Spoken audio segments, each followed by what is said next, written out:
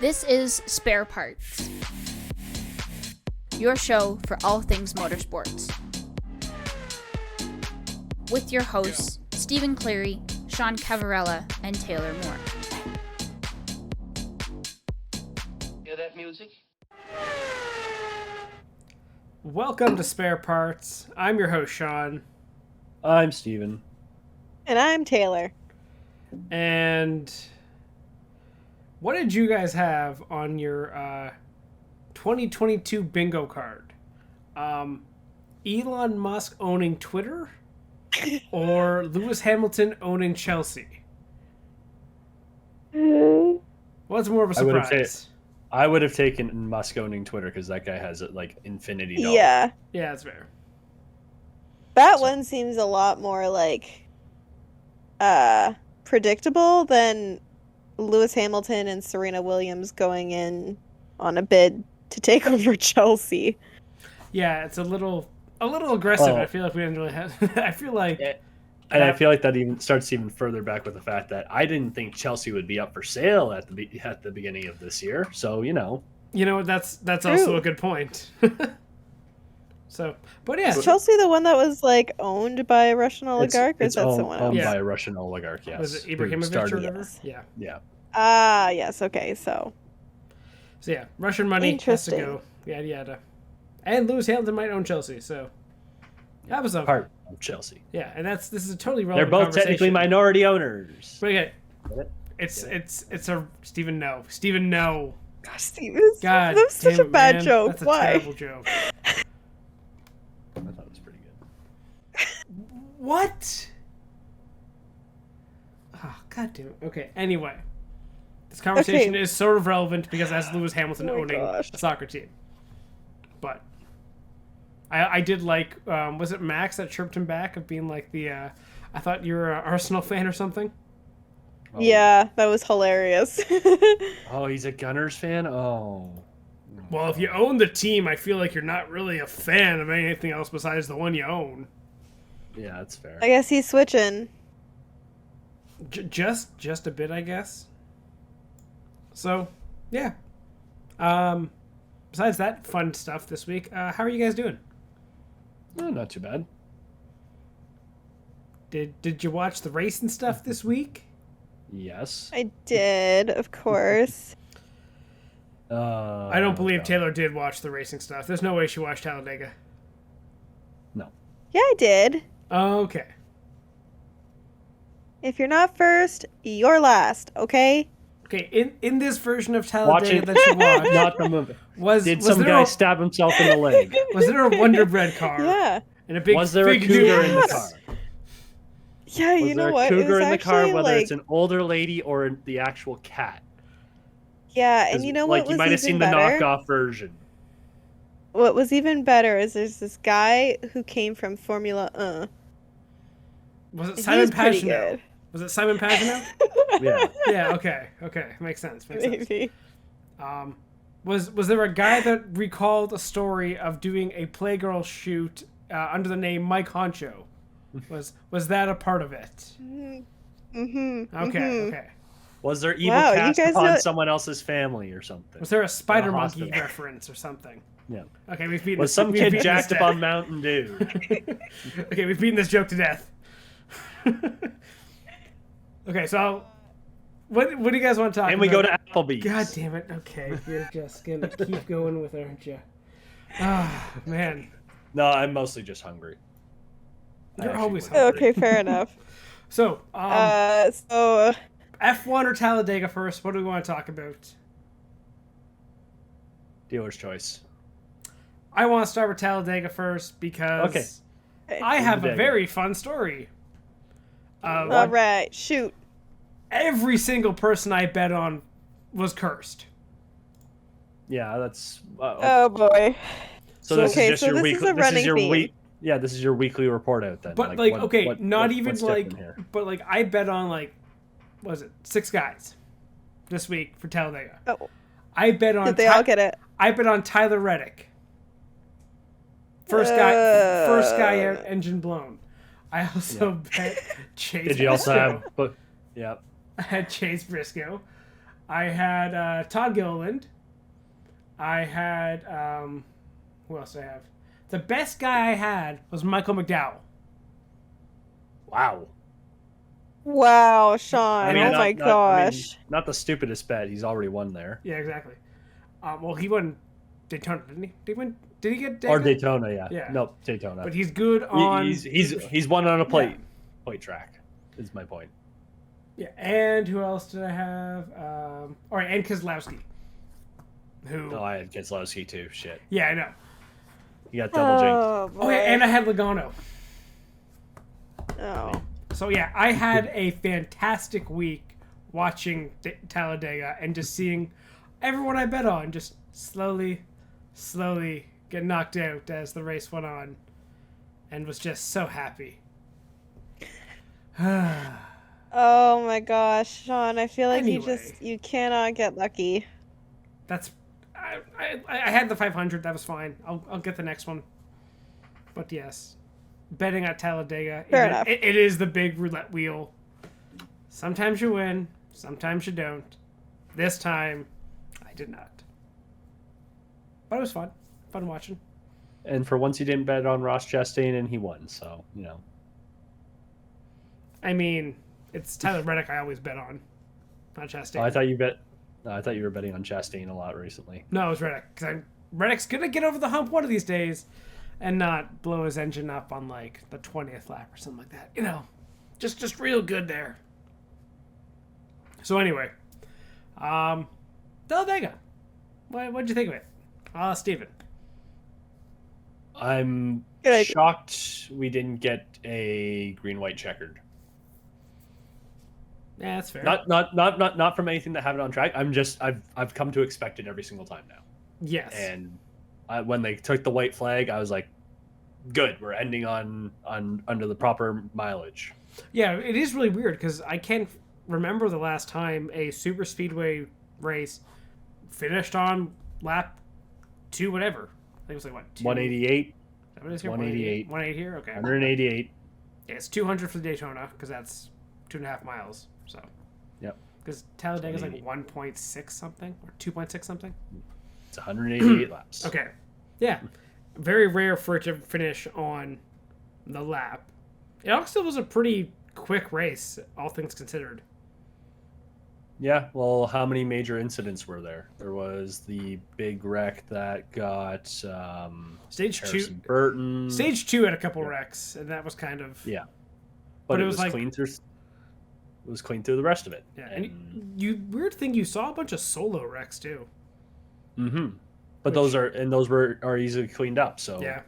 like most of those guys, they wreck and go down to the infield. Like, who was it that was it Logano that got up in the wall? Yeah, it was Logano when he got. Bush The- went into him. Well, they all checked up and Or stuff, no. right? And Logano got Yeah, pushed out no, by. It was Bubba. Yeah, Bubba punted him into the wall. Yeah, and then basically everyone had nowhere to go. Yeah. And I lost some money there. Yeah. Thanks, Yes, we get Bubba. it. You lost money. Hey, I will blame whoever I want to blame. Yeah. It's not my fault for making bad bets. No. Never. No, So yeah, absolutely not. that was like the only real major incident. Green flag stops at super speedways I find fun as hell. Yeah. It became a bit of a shit show. There was one point where I can't remember who it was, but they were 3 wide exiting the pit lane. Yeah, I can't remember who that was either, but that was a fun one. Yeah. And then you had Chris Bell getting spun out by, I think it was Kyle Busch, I think. I also feel like on super speedways, green flag pit stops, you have to be on it. You were trying, like, how many times do we see guys either speed, lock up, almost spin out, actually spin out, just entering the pits? Like, it's one of those things where it seems like the most treacherous part of green flag running super speedways is the pit stop part. Not the actual pack. Because pack is kind of a crapshoot. But a place a driver fucks up is on pit lane. Yeah, well, Brad Keselowski didn't have any speeding in the pits penalties before yesterday, and he had 2. Yep. Thanks, Brad. So, Real happy about that one. Yep. Yep. So, yeah, that doesn't help. But yeah, Ross Chastain won on a Ross Chastain, pretty interesting finish. On Eric Jones making not exactly the I see. This is the whole thing of where do you want to be on the last lap, last corner. Second. Yep. And that's what Dale said. You never want to be leading because you're not in control. Because you're fucked. And I think Eric Jones proved that with today's finish, because he had the choice of either hoping Ross Chastain pushed him to victory, or what he did, which was, I'm going to go try and block Kyle Larson. The only time you want to be first is if your teammate's behind you. Yeah. And if you bought him dinner the night before. Yeah. Because even with the new playoff point format where you win, you're in, I wouldn't necessarily trust my teammate behind me, but at the same time... Unless he has a win. Yeah. That's the only time you want to be in front. Every other time, you want to be second. Yeah. So... Yeah, it just proves that you're in a tough spot if you're in first. And I think Dale said it because the question was out there of, if you're not in first, where would you rather be? And he instantly was like, no, I don't want to be in first. I want to be in second. I want it somewhat out of my hands, but also have the option to just make the late move, and if I have to, maybe fight a little dirty. It's just also the way with how pack racing is nowadays, where you actually have to really push and shove a guy forward. Yeah. Versus how back in the day, you could get away with it being out in front if guys can't get a run because they're too spaced out behind you. Yeah. But it basically with the two train system we have at these super speedway races, you don't want to be leading ever. No. You always want to be second. It's the worst place to be. Yeah. It was a fun race. Did you watch the Xfinity race at all? No, I didn't catch the Xfinity race, sadly.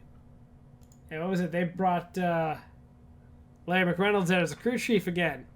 Oh, who? No. He was with Jeffrey Earnhardt. Jeffrey Earnhardt. I almost said Elliott. I was like, no. Chase is too young to have his own kid racing. Yeah. So, Jeffrey Earnhardt out there. Son of Kerry, so nephew of Dale Jr. Grandson of Dale Sr., I think that's how it works. Yeah, let's go with that. Yeah. Yeah. Almost won it with Larry McReynolds in the box. Would have been a fantastic story. That would have been hilarious. But Gregson had to snipe it from him. Yeah. Can't say I'm too upset about that one, though. No. I mean, where's Jeffrey been finishing lately? Yeah, exactly. Right? That was a fun race, too, though. The Xfinity race. Yeah. And it also both these races had very good finishes. I feel, again, it's been a while since we had good Talladega races with good finishes that aren't a total shit show. With multiple guys as they're coming to the tribal, it's okay, who's it going to be? Yep. So. It's not, okay, is this one going to be clean? And then who's going to be left? Yeah. So. Mm-hmm. Which is all you want to see. Yeah, exactly. Anything else to add about Dega? No, I'm just going through the standings right now, and anything of note? So locked in, you've got Byron, Chastain, Kyle Busch, Bowman, Larson. Also, side note, I find it hilarious that Busch and Bowman are right next to each other, no matter how you organize this list. Really? You guys can get back into another fucking playoff. Larson, Briscoe, Cindric, and Hamlin all have wins already. And then you got Chase Elliott leading the way, followed by Ryan Blaney in points. Yeah, if you don't look at wins, just on points, Elliott and Blaney should be your championship favorites, just based on consistent results. Yep. But well, they have the most points, so they're going to probably get in, unless 12 people or 14 people win races. You never know. The way things are going. Yep. But yeah, like Chase It's a Elliott only long has season. Chase Elliott has no wins, 1 top 5, and has the most points. Yep. He is almost a guaranteed top 10 finish every single week. Yep. 7 top 10s. Now that I've said that, he's gonna wreck this week. But yes, obviously. yeah. If you had to put money on right now, the actual championship, do you stand by your early season prediction if you still remember it? I don't remember it now. Okay. Did I write it down? No, of course not. I think I feel like we have our I predictions have it written written somewhere. I don't know where. I will see if I can find it. I thought We we can talk about it had next it in our show notes. Did we? No. Might be in our show notes. No. That's some. You know what? We'll go back and find it. Don't bother right now. Yeah. We'll figure it out. We'll talk about it. Remember, what did we say? We're not going to do anything until at least the end of May after the Indy 500. So after the Coke 600. Fine. I just like how Then this you can do your two early overreacting. I just like how bullshit. like in the top 6 in NASCAR points, not even of like technically wins and stuff, it's less than 50 points.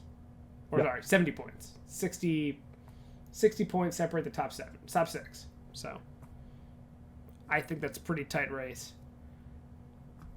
Hmm. Also, did you see the thing with the what was it? Chastain's car, what they did? That was No. his Coda car.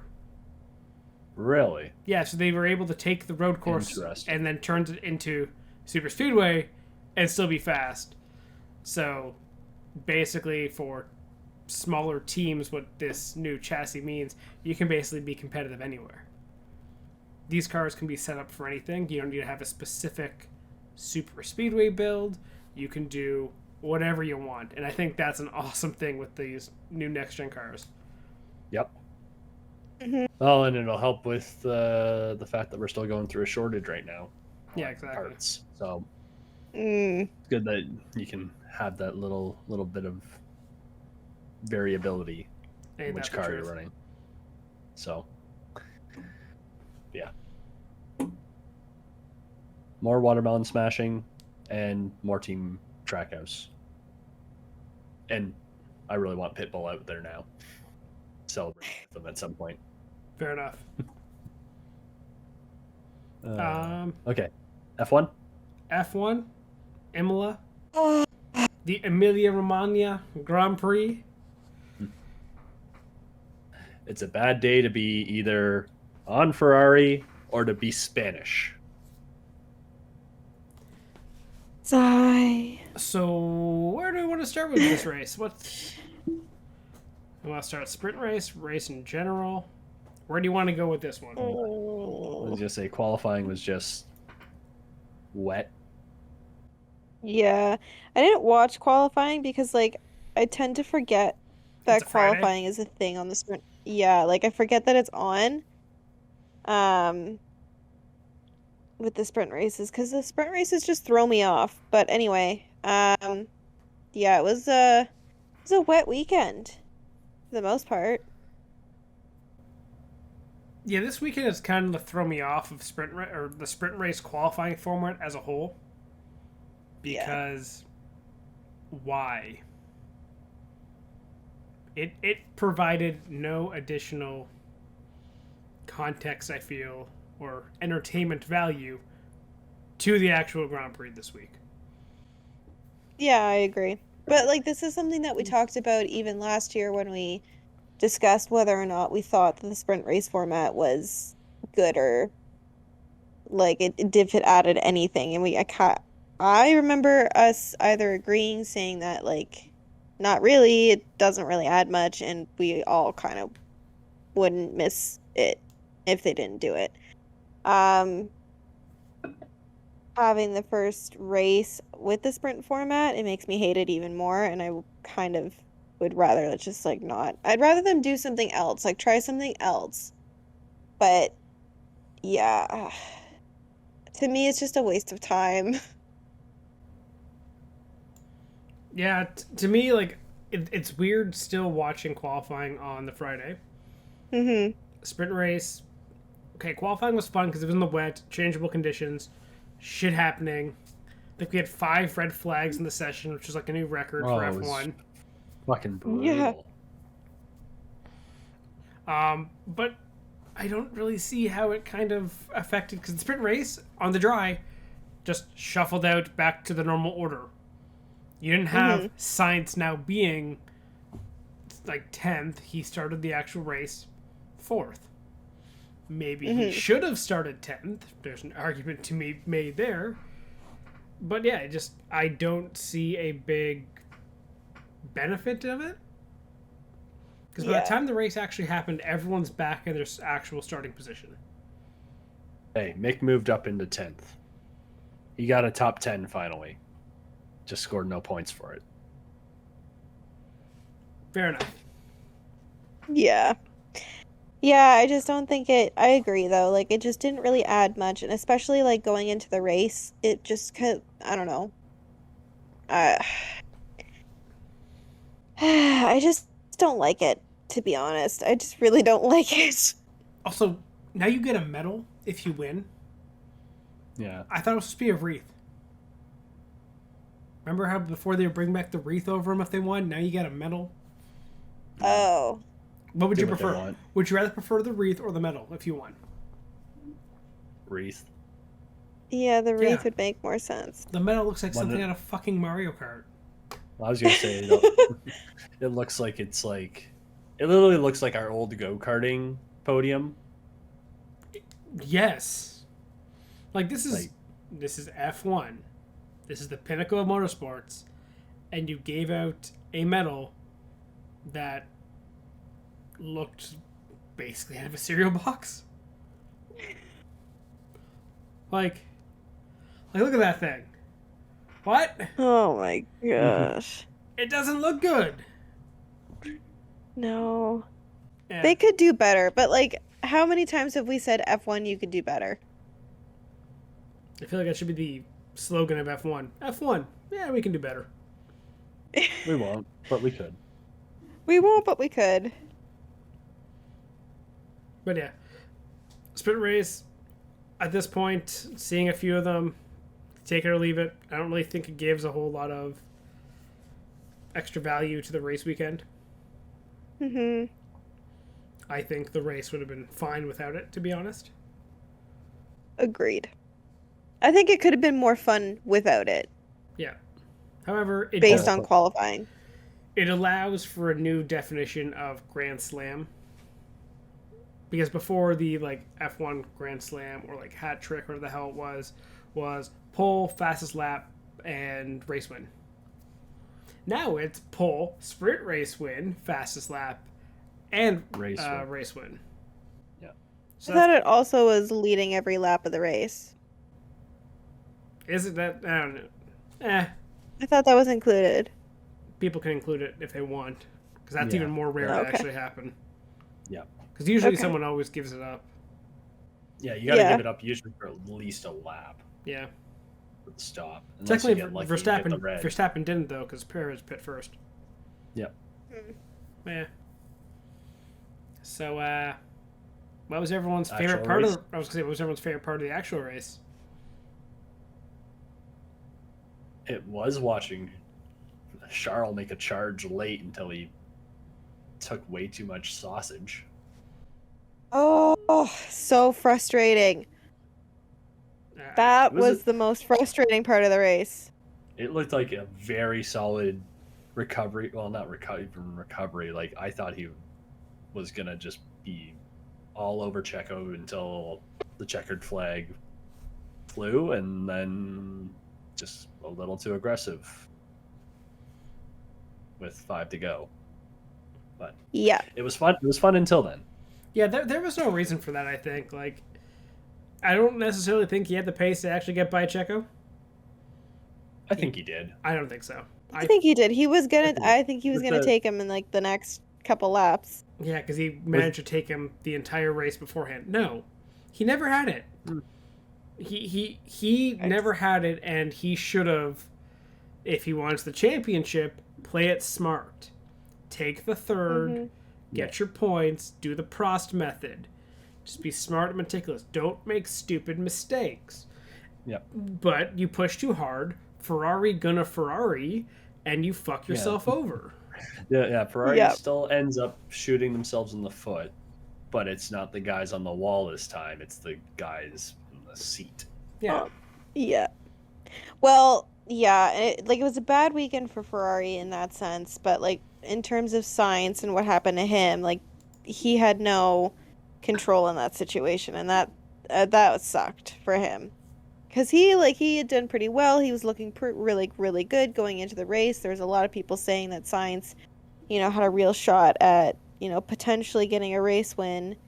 But, yeah, that whole situation just sucked.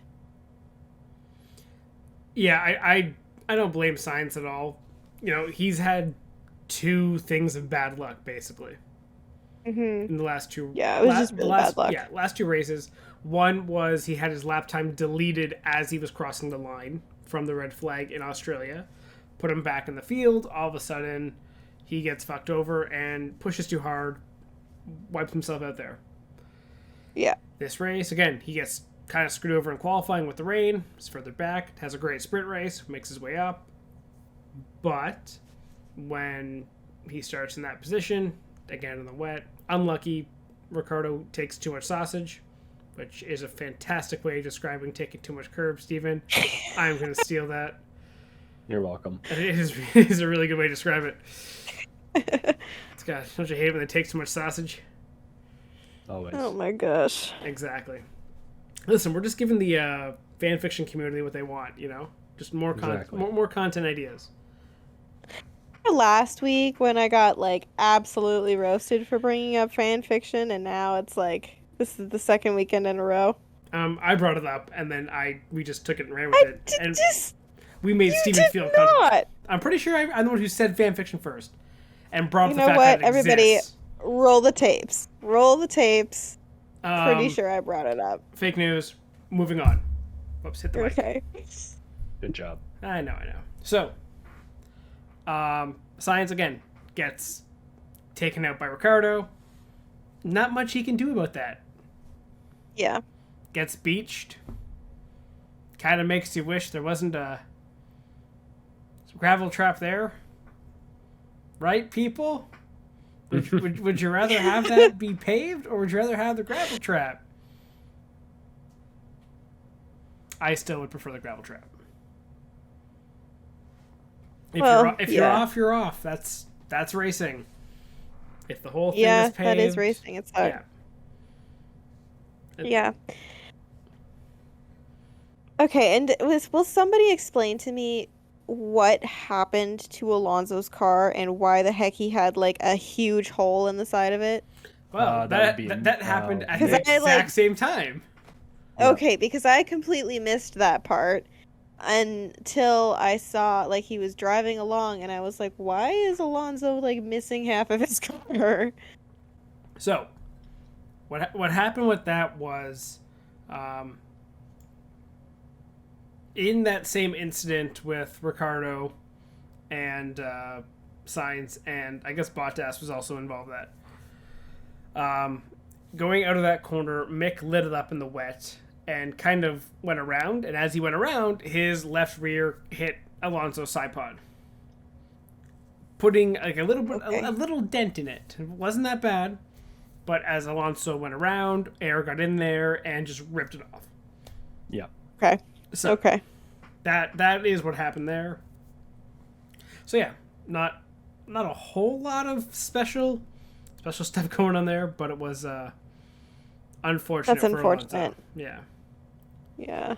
Not a good week to be Spanish in F1. Yeah, they did not like them in Imola this week. Oh. But yeah, Max had a great weekend. Max fucking dominated. Yeah. He Yeah, needed you know what? that. Just a little bit. He did need that. And Max is fantastic in the rain, so Yeah. I feel like we had to Well- see that coming. And he also, I was gonna say, he got a little help on qualifying. True. With the rain, because he got the fastest lap on the dries, and then no one really got a chance to take a second crack at it. Hey, Yeah. but he didn't need a second crack at it either. He did it the one time he Nope. was supposed to. So, Nope. you know, Yeah. again, you make your own luck in that situation. Yep. Just Yep. Yeah. And we'd say it for anyone else. Got a little help, but right spot, right time too. Exactly. Yep. And again, when he needed that lap, he hit it. So. Yep.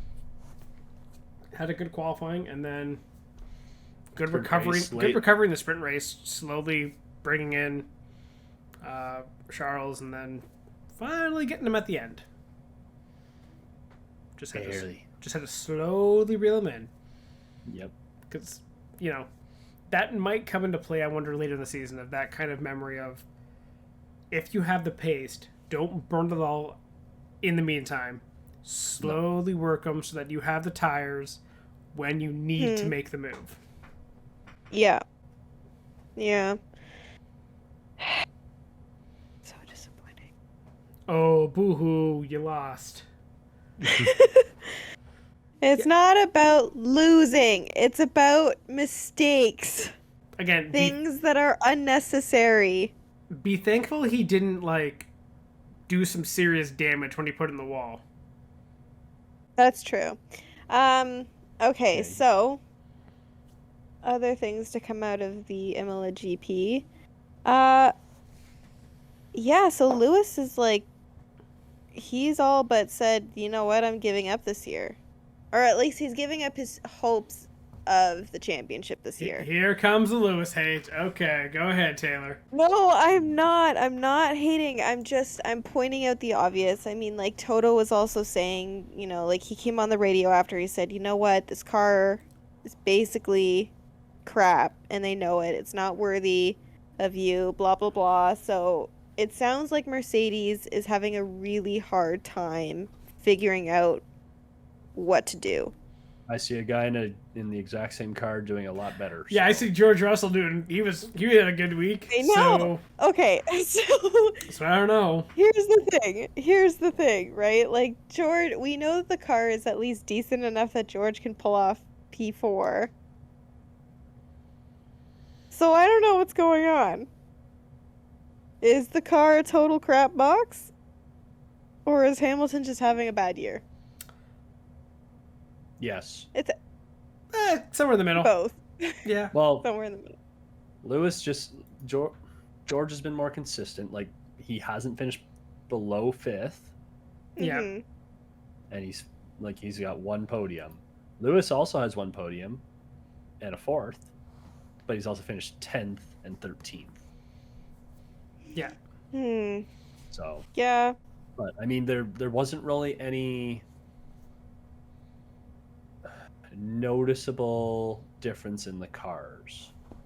Right? It's not like Lewis put it in a wall and then it was fucked up for the rest of the weekend on the 2 weekends that he hasn't kept up. Yeah. So there's that.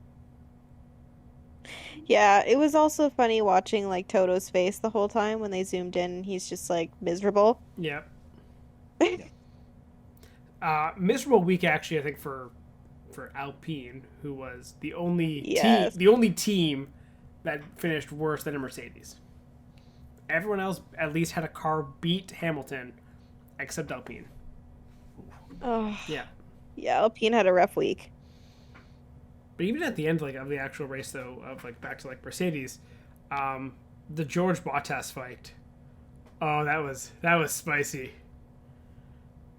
When Bottas pulls up to George, and it's, I tweeted out it's like the General Grievous Obi-Wan, hello there, when Bottas is in George's mirrors. Yes. General The Vettori. Ooh, I like it. Well done. Well done. But I was The so memes hoping they that would came take out, it. I was so so good. hoping they would take each other out. Oh, it'd be hilarious. That would have been hilarious. Not to be. Not to be. Unfortunately, yes. But yeah, George had a good race. Bottas did well. Again, Leclerc binned it. Norris, very lonely day. Yeah, but you know what? Good But- for him. Yeah, Lifted a Good podium. result. Got a podium. Good for him. Good drive. yeah. Just Stayed consistent. be consistent. Yeah. So good for him. Now we'll talk about, I think, the guy who deserved driver of the day. Yuki Tsunoda. He did great. Yep. Yeah, he did do great. He held off, like, especially after those first pit stops, after they finally went to dries. He held off that DRS train with basically Stroll, Albon, Gasly, Hamilton, Ocon, everyone behind him. And did it in a way where he actually kept his tires. He barely used any tire. So then by the end of the race, he was able to catch up and pass Magnussen and Vettel. Good for him. Good for him. That's it was a really very good management. performance. Yeah. Yep. And that, I think, definitely is maybe a little underappreciated by the fans, was what Yuki did there. Yeah. Well, and it's also like, it seems like, Yuki also needed a really good race as well, because, he struggled last year, and especially this track was the start of his struggles last year. Mm-hmm. Yeah.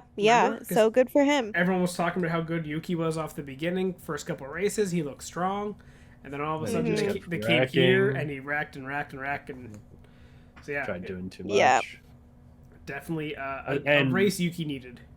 And also, especially on a weekend where Pierre Gasly was more or less non-existent. I don't think I heard his name until he was right in front of Hamilton. Yeah. And then they were like, "Oh yeah, there's Pierre Gasly holding off Hamilton."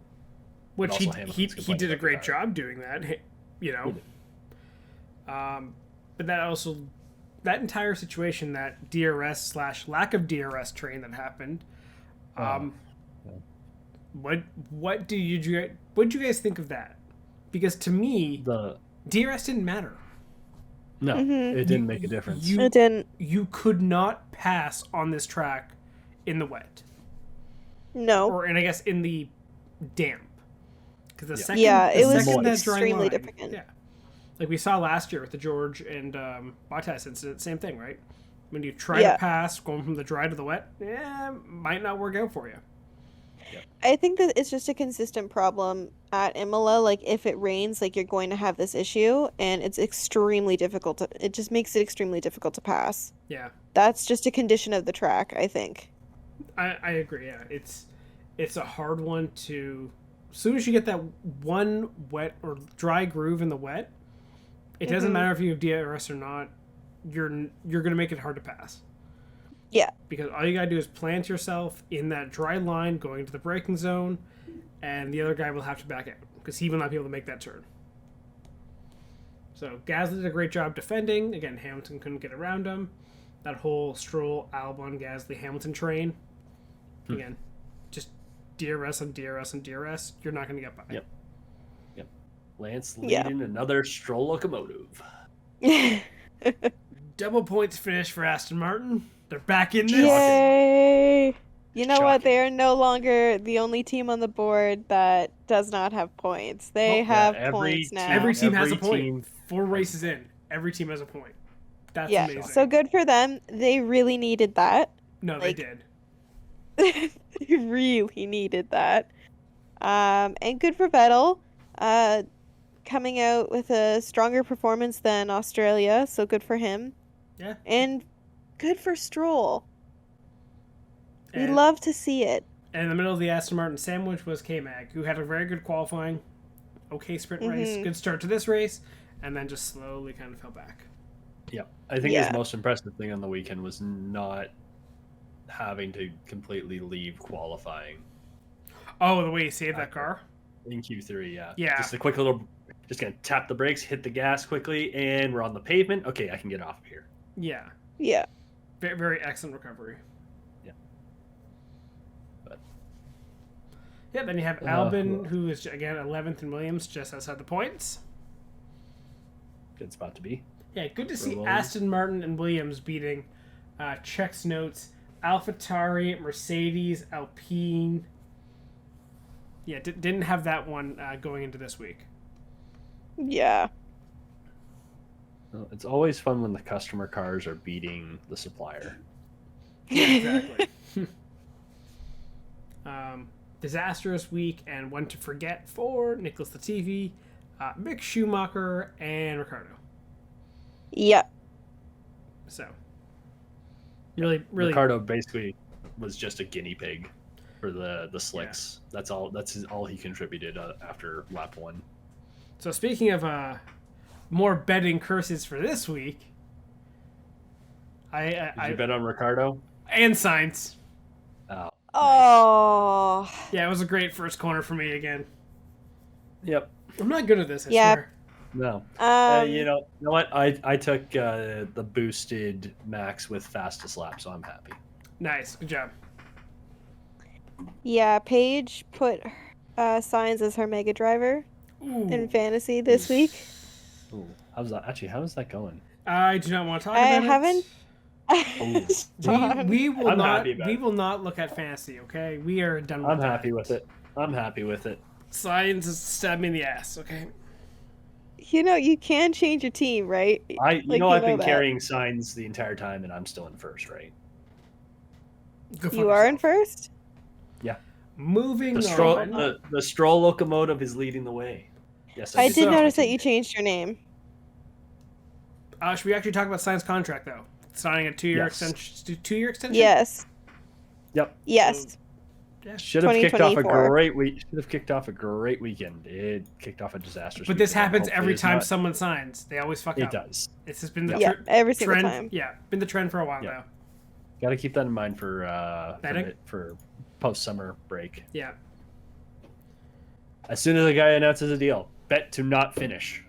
So Ferrari has a stable, I guess, for the next 2 seasons with Leclerc and Sainz. I see what you did. So, what are your thoughts on that? What does this mean for Mick? Does Mick have a future with Ferrari? Yes, I still think he does, but he's so young. Give him a few years. I think he's finally under the right conditions at Haas to really come into his own. Because like when you have like a pairing of a young driver with like kind of a veteran in K-Megs, I think he has a lot to learn, and he's going to be learning from the right person. And what I mean is that he is guaranteed not to be at Ferrari for the next 2 seasons at least. Not until, 2025? Yep. Yeah, and okay. 2 years? No, 1 year under these regulations?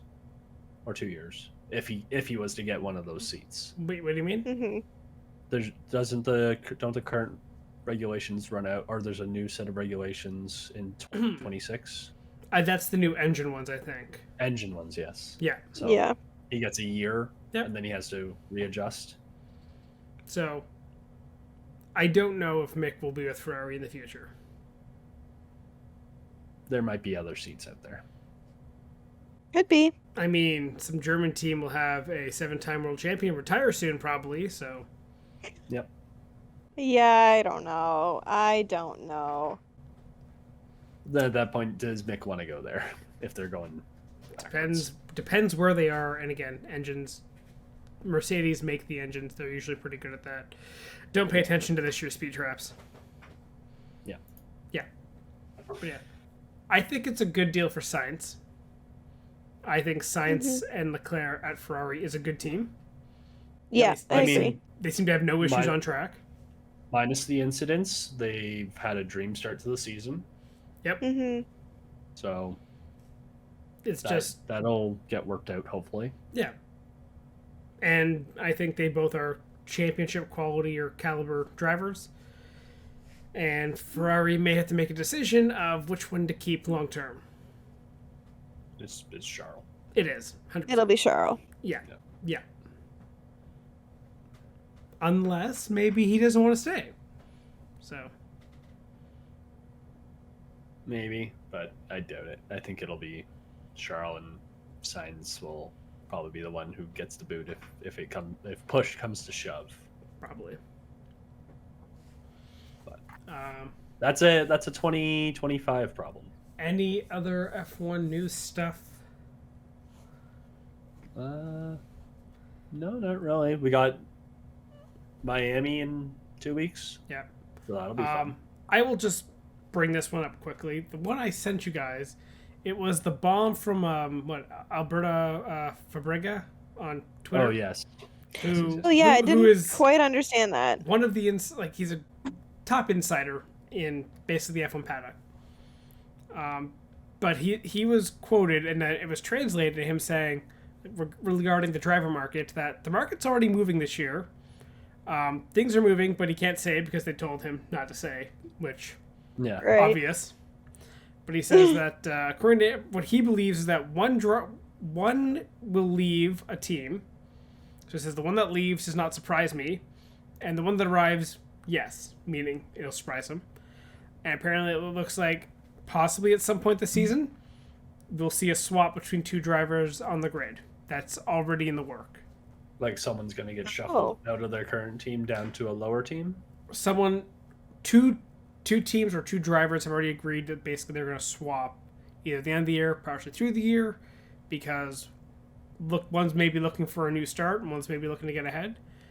But again, who would not surprise you to be leaving their team based on, I guess, performance? Hamilton. I would say Hamilton and Vettel. Yeah. Those are the two that I would not be surprised if they were to leave or try to go somewhere else. Yeah. Hamilton, I don't know. I don't think so. Vettel, I could see. I would bet Vettel over Hamilton. Just because, again, recent success with Mercedes, you're not just going to abandon them the second they're not the best. Yeah, exactly. So if I were to bet that Hamilton was going to leave, I'd be betting that he just retires at the end of the season. Yeah. Not like a driver swap. Let's assume Vettel is swapping to another team because he wants to go to that team. Who then hops over to Aston Martin?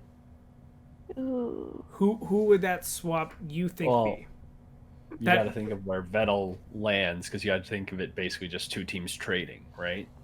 That's the thing. This looks like a trade almost. He thinks he's trading up, and Aston Martin is wanting to probably bet long term. Yeah. I have a thought of who I think it'll be, but I want your guys' thoughts first of who you think could be a, I guess I don't want to say like a trade, but could be involved in a call move. Call it a trade. It is a trade. It is. There's a part of me that almost wonders if perhaps, I don't know, something kind of leads me to Gasly. Could Gasly leave? Because AlphaTauri's strong. They're like within the Red Bull family. I could see Vettel being happy there. That is something I actually didn't consider, of him being paid by Red Bull to basically come and kind of mentor people, but drive a competitive car and be a mentor for Yuki. Right. Yeah, I didn't consider something like that. Yeah, that's actually an interesting... And we know that Gasly doesn't, I don't think he wants to stay in the Red Bull family long term. I think he wants out of Red Bull. He needs to move, yeah.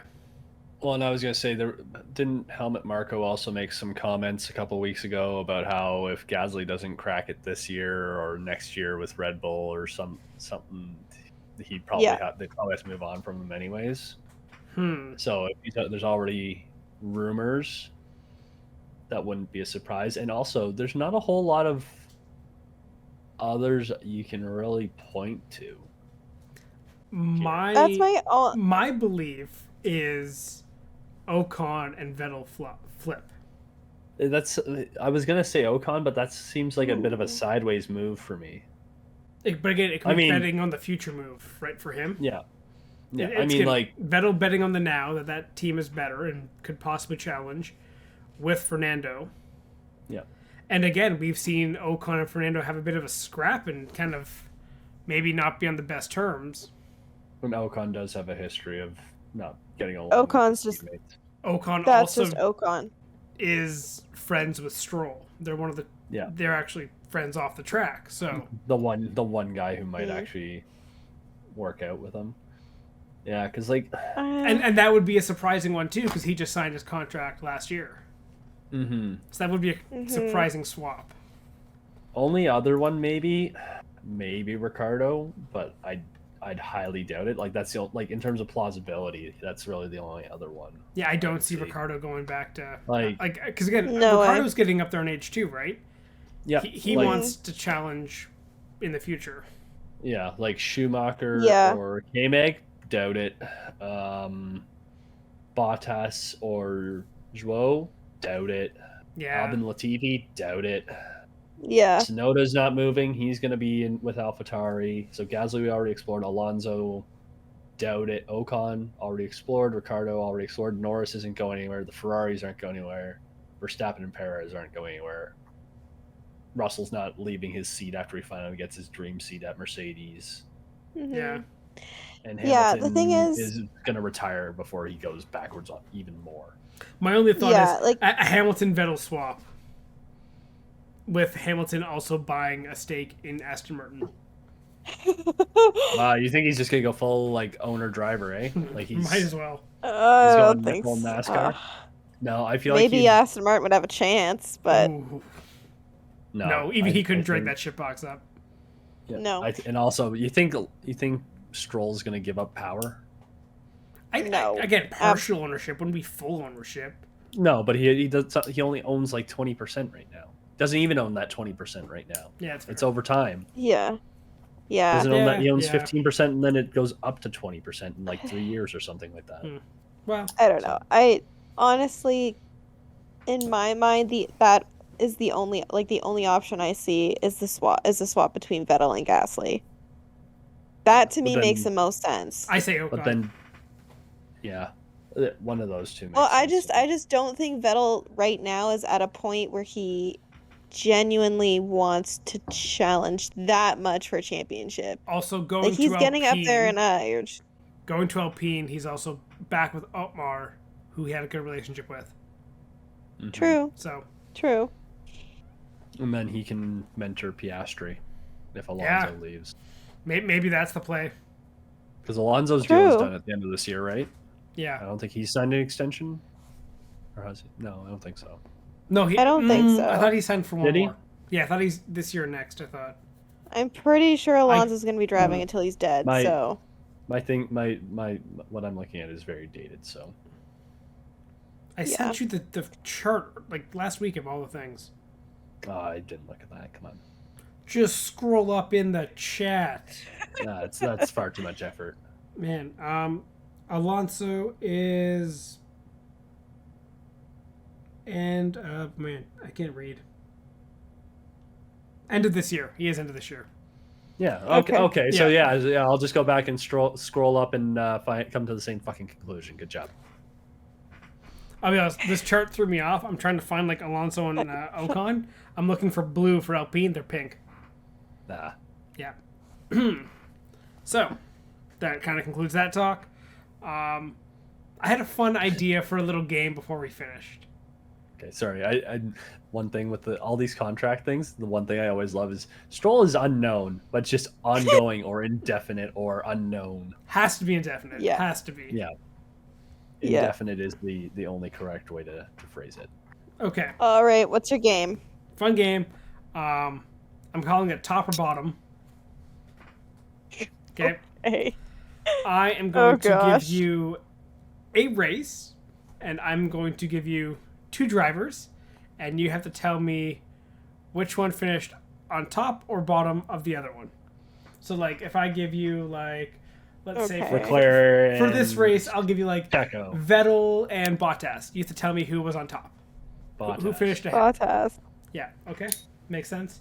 Like, so, but because it's Imola, I'm going all the way back for the last San Marino Grand Prix in 2006.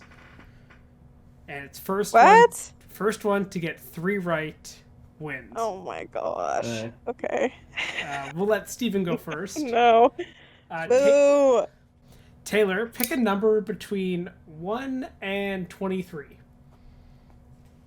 17. 17, okay.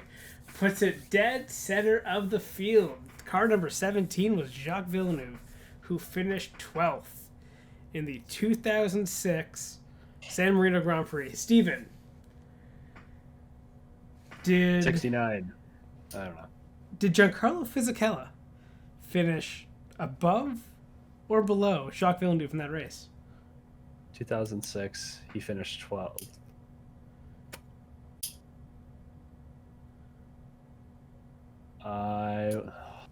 It's hard. Fisichella was either top of the grid or nowhere to be seen. I will say he finished above. Ooh, he did. He finished above Villeneuve. 5th? 8th. Oh, okay. Well, good enough. Still got it right. That's all that matters. Okay, so picking in between 1 and 3, Steven. Between 1 and 3. 1 and 3. 1, 2, or 3. Pick one of them. Okay. 2. Okay. Go right in between. Okay. So Taylor, Rubens Barrichello Oh, okay. was finished 11th. Sorry, no, 10th in that race. Okay. Did Fernando Alonso finish above or below in the 2006 San Marino Grand Prix? What did you say? 10th? Yep. Rubens was 10th. Was Alonso above or below? I don't know. I feel like Steven's trying to throw me off. I don't know. I want to. Okay, here's the thing. I know that he was champion for like quite a few years. I just don't know. Literally, I don't know year. much. Yep. He was champion that year. Okay, but it was this one Also, of those being- bad years. I was just say, For also bad being races. a champion doesn't mean shit. Max wrecked out of Silverstone. He got wrecked. Okay, out. that was not his fault, but whatever. Okay, I'm gonna say above. And you're correct. He finished second that race. Yes. So I knew it. I knew Steven was gonna try and throw me off. Alonso I was like, there's no finished way he's being that second. nice. Alonso finished second, 2006. Steven, did Michael Schumacher finish first, or was he below Fernando Alonso that race? San Above- Marino 2000. Was he above, or was he a top or a bottom Race. here? First of the field, basically, is what you're saying. That's what I'm saying. Because we know Alonso was second. Was Schumacher first, or was he the rest? I'm gonna say he didn't finish first. Oh, he did. So that's one wrong for Steven. Oh, Taylor has the advantage. Woo! I don't remember 2006. I know. That's why I picked this year. Oh, here's a good one. Taylor. Jenson Button finished 7th in that race. Ooh. Did Takuma Sato finish above or below him? He finished 7th. Jensen was 7th. Did Takuma finish? Jensen was 7th, Did Takuma finish above or below? and we know that's somebody came 5th, and then we have Alonso at 2nd. So there's like quite a few. I don't know. I didn't even know Takuma Sato was a Formula One driver. I like how you guys are putting so much thought into this. It's just Okay, above. Automatic. he was below. No. Oh, There's a reason Oh. Takuma is still racing, but it hasn't raced in F1 for a very long time. Yes, he was not because that he good. was Did trash. Did not trash. He didn't earn himself a good seat. Okay, so I'll choose to phrase it. I don't think he really had, all right. from my memory, I don't think he ever had a really good team. Okay, Steven. Nick Heidfeld finished 13th that race. Yeah. That sounds Did David Coulthard finish above or below Nick Heidfeld? Oh, were the McLaren Wests good that year? The what? Or no, he wouldn't have been. He was at Red Bull by that point. Yeah. And Red Bull, I don't think Red Bull was good in 2006. 13th? you said? Heidfeld was 13th. That's a lot of space. Where did Sato finish? 22nd. Oh right, we have an expanded grid. Fuck. Oh, wait, no, not 22nd. His in the car was 22nd. He finished Fuck. 18th. It was 22 How many cars are there? How 22, many cars 22 cars. Okay. David Coulthard. I'm going to say Coulthard was below Heidfeld. Ooh, you were correct. He actually didn't finish that race. Yeah. So. The Red Bulls were not good in 2006. Okay, let's go with a couple more years. Juan Pablo Montoya. Ooh. Okay. Did Kimi Räikkönen finish above or below Juan Pablo Montoya in this race? Oh. Where was Montoya? Yeah, where was Montoya? That might help. I'm not gonna say. You can't say that. How about this? Kimi Räikkönen was 5th. Was Montoya above or below that? Oh. Oh, he was above. Okay, yeah, Montoya was above. He was what, 3rd or? Yeah, he was 3rd. Yeah. Yes. I don't think we have too many slots left. So that's 2 each. So Yeah. Steven, for the win. Ferda. I feel like that's not fair. Okay, fine. I'll do. How about this one? I'll go Tiebreak. Ralf Schumacher. Oh God. So you're gonna tell me if Mark Webber or Rubens Barrichello. One finished above him, one finished below. Who finished above Ralf Schumacher? Barrichello or who did I say? Was it Webber? Webber.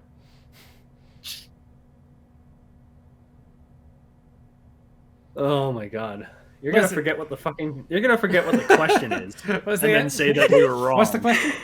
Yeah. So Mark Exactly. Webber or Rubens Barrichello, which one was above Ralf Schumacher?